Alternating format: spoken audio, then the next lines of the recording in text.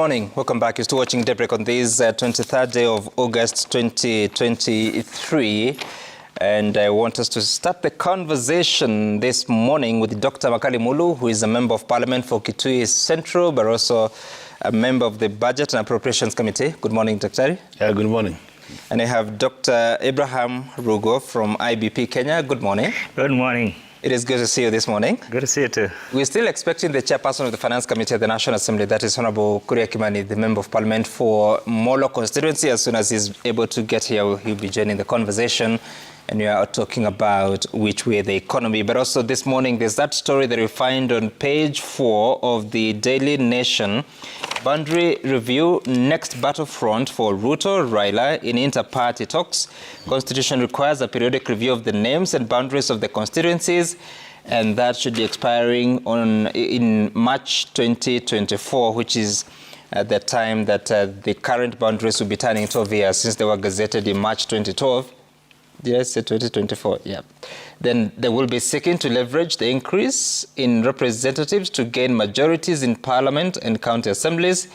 And there's a quote here: that is why one of the imports of these talks is to have a cordial working relationship that will lead us to a compromise reform journey, and that's a source in the negotiations.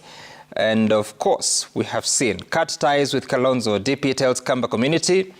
The Deputy President was there attending the funeral of the mother of the Mola MP, Vincent Musyoka, that is Anne Kaleche, who died at 81, and went on quite some speech there, speaking against how the region decided in the last election, and also advising them that indeed Raila Odinga has already gotten what he wanted from the president. And of course, now talking about that there's nothing that will be coming from the talks. Now, Dr. Makali Mulu comes from the region, specifically Kitui Central. What did you make of the comments by the Deputy President, and what are you doing with them? Anyway, good morning, viewers.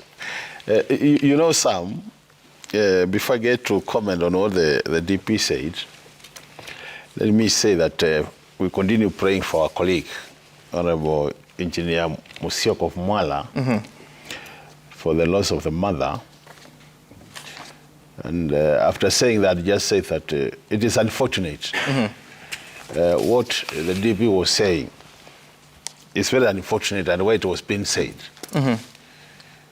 When we lost the mother of our colleague, as Kamba leaders, we decided not to think about the politics of the day. Right. And I can tell you for sure, some out of the about 29 Kamba MPs, we all supported our colleague 100%, without really thinking which party do you belong to. Right. And our expectation was that any outsider who was going to go to that region, in terms of either participating in the burial or mourning with our colleague, would appreciate the fact that we had buried our political differences, right, to go and mourn with our colleague. And on the same, ensure that the statements coming from that event or that burial ceremony were to be aligned to that fact. So what the DP was saying is very unfortunate. And really, I got very surprised. Our Deputy President of this republic goes to a region and wants to lecture the Kamba community from such a platform. You know, the Kamba community is the 5th largest community in this country. We demand respect. So that kind of lecture coming from the DP of this country, we didn't take it kindly, and I can tell you, even our people could see. And I was surprised. He kept on talking and talking, and you could see even the reaction of the community. They were not happy that the kind of things you are saying and you are telling us, well, they might be making sense or not, but you're saying it in the wrong place. So, to me, what I want to say is, the Kamba community decided that we were going to vote for Azimio. Right. We did vote for Azimio, majority of us. We have the majority numbers in terms of members of parliament, and that political position should be respected. So, what he should have done is to mourn with our colleague and in a very special way, plead with the community to see whether they can change their position to come to that is the issue of politics. Right. You keep on pleading with the voter to see whether they, but when you lecture to the whole community with all this, and he did appreciate the fact that this community are serious professionals, are serious politicians, and then you want to lecture to us as if we are just it looks bad. It looks bad. But that was said and done. That is done, and I want to assure him that, and I've said this many times publicly, it's not a secret, we pay taxes to this government, and we will continue demanding our share of those taxes. So that's why you see some of us are pushing hard to get things like World Development Fund, just the way we have CDF. Okay. So that when it comes to equitable sharing of resources in this country, it's not dependent on politics. Okay. But he says that Raila Odinga has already gotten what he wanted, and now he has sent Kalonzo Musyoka to the talks and says that those talks are not going to yield anything. Yes. Do you take that seriously, and what do you do with it? No, I think we would be stupid if we don't take it seriously. You know, and I remember in this speech he even mentioned, I'm the Deputy President of the Republic of Kenya telling you this. And for us, we took that statement very seriously, and I think we'll be analyzing it. Because, you know, this particular office, the presidency in this country, has the benefit of getting intelligence from all these arms of government. The NIS, intelligence. So you might be saying this from very informed position. If that is the position, then I think we really, for me, we have no business getting involved in these talks, because he's telling us you're actually beating a dead horse. This thing was slaughtered a long time ago. The meat is already shared. So he's saying that you decide to go home, or you remain there, but at the end of the day, there's nothing for you. And I think that coming from that office, Sam, we can't ignore it. We really need to... So what will you do with it? I mean, your party leader is the leader of the Azimio delegation. He's leading conversations there. No, I hope he was listening, and I hope we got that information. So what we'll do, that is, we'll cross that bridge when we get there. But I'm sure, I'm telling you, there could be need for us as leaders to regroup again and assess that position of our party leader. Okay, so Dr. Rugo, you're no politician, but you're a voter in this country. I don't know what you make of such conversations. There are times that people are thinking that the national dialogue, the talks going on, are going to be a solution to whatever stalemate has been.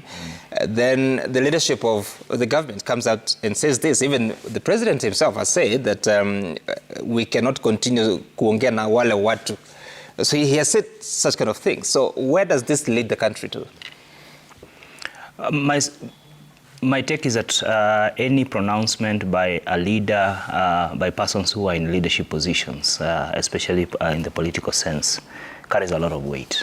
Because, as you know, from the space I work in, politics and economy are intertwined. And therefore, at a time when many Kenyans are seeking opportunities for incomes, for employment, dealing with critical things, we cannot continue in a vicious cycle of you people, you people. I think for me, I find that rhetoric.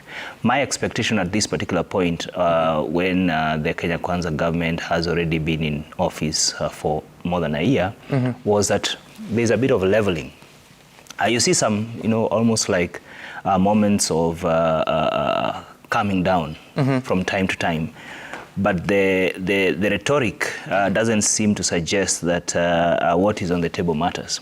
But this is also, I think, critical also for the opposition side, for the Azimio group, because it's critical that their pronouncements, their public engagements. Right. I'm not too sure what the DP meant by saying that Raila Odinga has already gotten what he wanted, and perhaps he needs to be put to task, because that's a very heavy statement at a time when there are two teams. Each side has selected a team, and they are sitting. They have picked their best majority leader, Kimani Ichung'wah, and Kalonzo Musyoka on the other side. Right. I did not get a sense from the beginning that this had everything to do with Raila Odinga as a person. My sense is that this has to do with the interests of the people who, they are engaging for Of course, there has been, at the end of the day, it takes responsibility of an individual. Right. So for me, the point is that the rhetoric matters a lot, and negative rhetoric at a time like this when you are really trying to make every effort to stabilize the economy, as it were, I think takes census perhaps in the. But having said that, I think we also need to appreciate that we, being in a democracy, we also allow everybody to be able to engage in that conversation. But I think when finally people are in government, they need to appreciate they're in government. And therefore they carry a lot of weight. Okay. That responsibility cannot be wished away. The opposition can be excused for certain things they say because they are trying to put, even in other democracies you see that. Right. But those in government have the public trust and responsibility.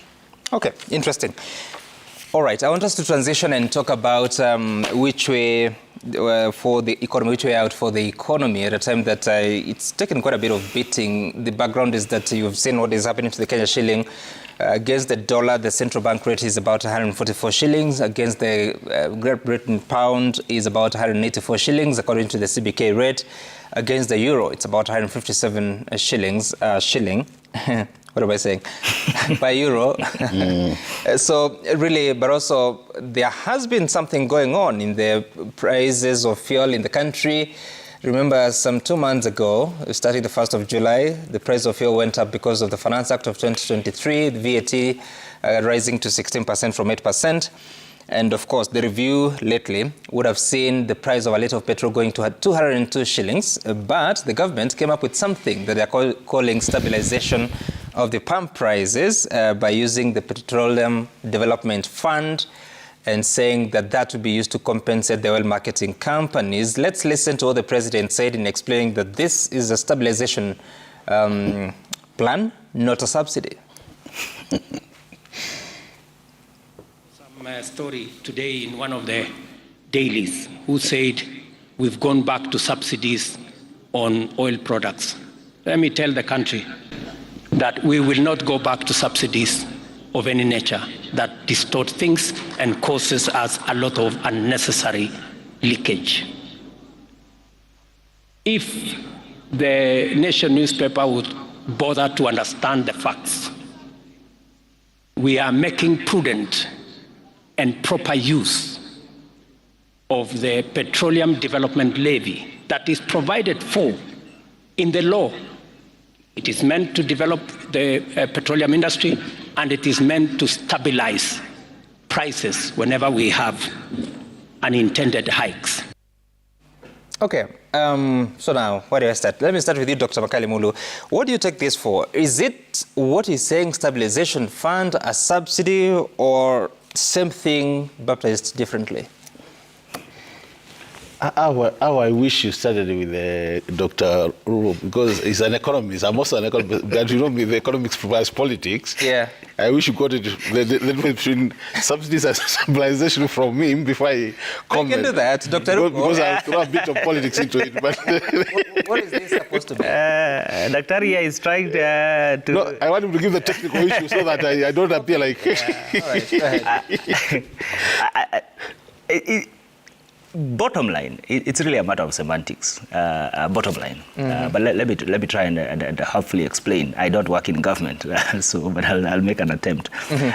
So when you talk about a subsidy, basically you're saying about taking money from the exchequer, which basically is taxes, direct taxes, and filling a gap that is of a difference. Stabilization suggests, and in this case, is that this is money you collect upfront, you store. And in the days of, so the Petroleum Development Levy collects certain amount for every purchase you make of oil. For diesel and petrol, it's 5 shillings and 40 cents per litre. So that is what is collected through the Petroleum Development Levy. Right. That levy, and it's for everybody who consumes that product, and 40 cents for kerosene, is deposited in the Petroleum Development Fund. And there's an act of parliament that controls that. Right. Its main purpose is to support development of the industry, the exploration, the improvements, the refineries, all those things that are supposed to be done in that.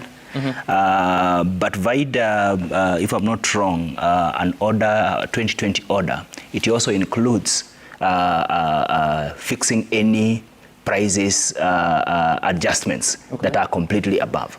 So the language being used, so bottom line, as I've said, this is still money that is collected from citizens. I think it is important for us to be very clear that this is money that is collected from citizens who consume this particular service. The subsidy in its real sense would be a tax that is collected from every citizen, regardless of whether you use petroleum products or not.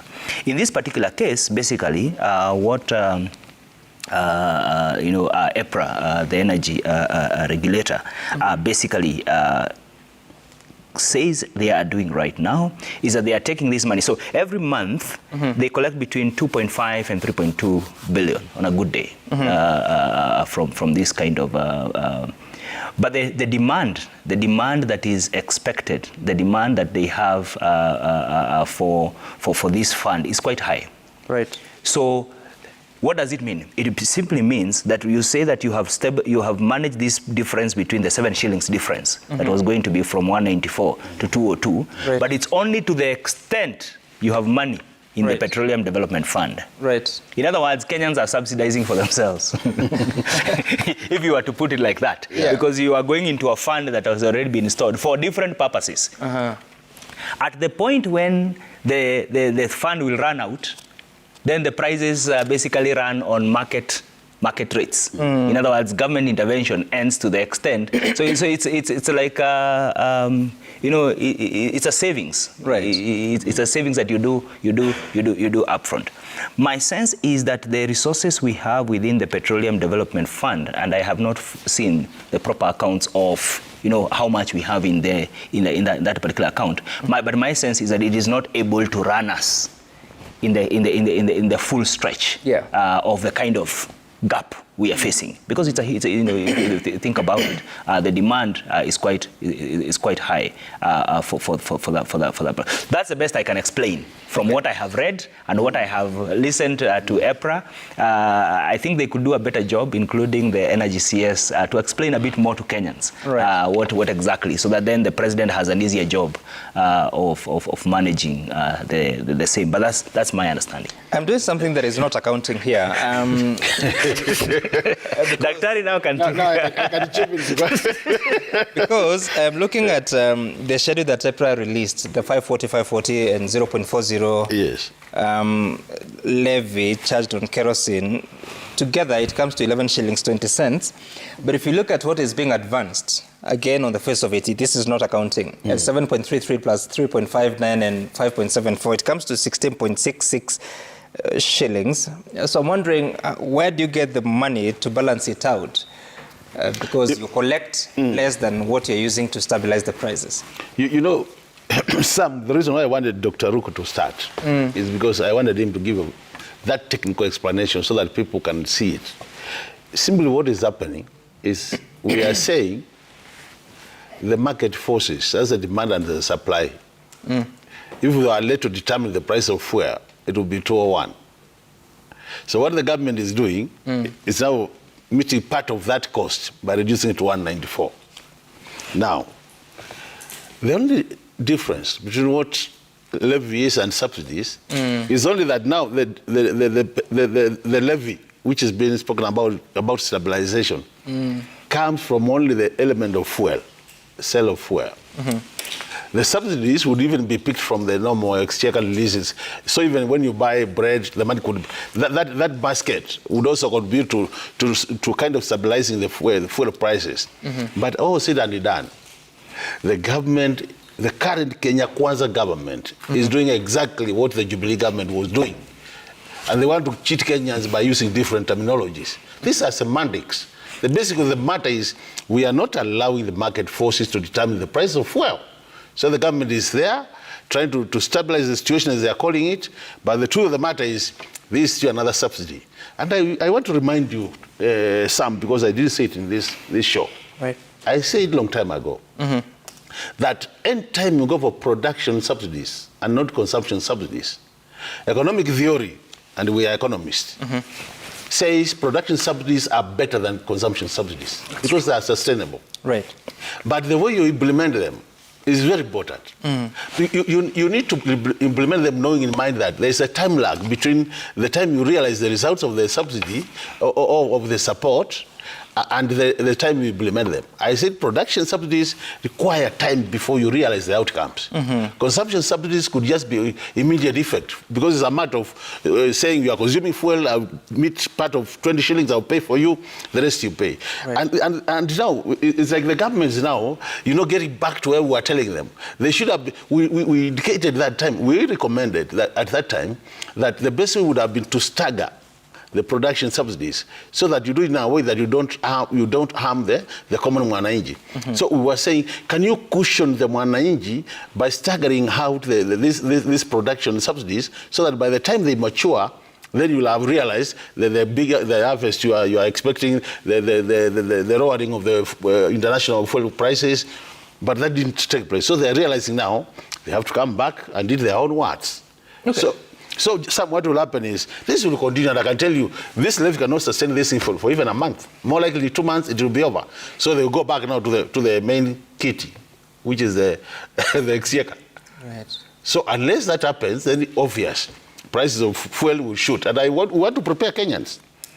If they are strictly going to adhere to the development, this levy, petroleum levy, in another 2 months, we prepare to pay price of petrol over 200 shillings. Dr. Rugo, because you say what the Petroleum Development Fund is supposed to be doing, so now we're spending it to reduce our expenditure. What happens to exploration, development of the sector, but also whatever has been being collected, has it gone into developing the sector, or we are just using it to finance other operations? And that's what I say, that perhaps better transparency in terms of how much of the fund, first of all, has collected. That could be is deeply appreciated. A lot of the all the work that we've been doing, for instance, in the exploration in Turkana and in different other spaces, some of that resource actually came from here. Of course, some of it also came from private investors, as you know. You remember the story of Tulo and the rest. But yes, the goal is supposed to be that kind of exploration. But with this current crisis that we are in, my sense is that before long it will all be wiped out. But there's another issue that is, I think, important to converse here, is that this is also coming against this government-to-government agreement that was signed on 10th of March 2023. Now, when you did the government-to-government agreement, an agreement which I also still think should be made public, so that we all can see what exactly we signed. But taking from at least what we have been able to see and what we have been able to hear, the government did enter into an agreement of 270 days for 9 months, but with a credit facility of 6 months. Now, what happens is that at that particular point, you lock the price. Now, since then, the price of oil has gone down. At least not as much, but at least has gone. It's now at $85 per barrel. And even from the CBK governor. But then you still have to operate from the price that you locked in the early days. So as I understand right now, there is actually a discussion on a renegotiation because now the prices have come down, but you are locked to the price that you negotiated then. In that sense, of course, it was put in the context of being able to, from a forex angle. We will discuss a bit more of that. So now you have a situation where the global oil prices have come slightly down, and the Kenya shillings, its performance against the dollar has gone up, and therefore the price, because the base rate, the base negotiation currency is still the dollar. Are you telling me that there's a bit of like what happens to the airlines, fuel hedging sort of negotiation? Yes. But that wasn't communicated, because the communication was that the main idea was the credit facility. But also there was further explanation that the importers would now be able to pay in Kenya shilling. Well, that's contentious. But they never said that the price would be hedged. That was never said. But when you look at it now from now looking back, the fact is that the credit, what credit are you taking against? The credit you're taking against is against the figure you have negotiated. Which then simply means, and if you were to use the hedging language, then it means is that you are hoping that things will improve with time, you know, and in that case, you will get, it will be to your advantage. Right. You know, you remember even, you know, the discussion was the dollar will even come to 120, you know, things, but now, what happens when things don't go your way? Which is the current situation that we find ourselves in. Right. That first, on 10th of September, we need to pay. Our credit facility runs out. We need to pay the amounts that we owe. You know, and we basically, of course, have with the forex that we have gained. So because of that, then now you're forced now in a situation where perhaps, you know, if you had left it to market forces, perhaps you would be playing in a much better better rate. Though I also understand that with the reality of what's happening now, there's a reconsidering of whether this government to government, you know, discussion is still the way to go. Okay. Yeah. All right. I want us to take a short break. When we come back, we'll have more on this and more, but also just wanted to highlight that the prices according to EPRA is that Super Petrol, based on cubic meter, went up by 6.84% between June and July, therefore explaining why the prices have been reviewed, but also looking at the international plat prices. Then August 2022, the price was at $920 per metric ton. These had gone down to about $739 per metric ton in December 2022, but now it's up again from $818 in June to $880 in July. But of course, if you had to convert this to Kenya shilling, then it might actually be higher than it was in August last year because of the Kenya shilling US dollar rate. We're taking a short break here. When we come back, we continue with this conversation, but also hoping that Kuria Kimani, the chairperson of the Finance Committee, will have joined us on this conversation. Stay tuned.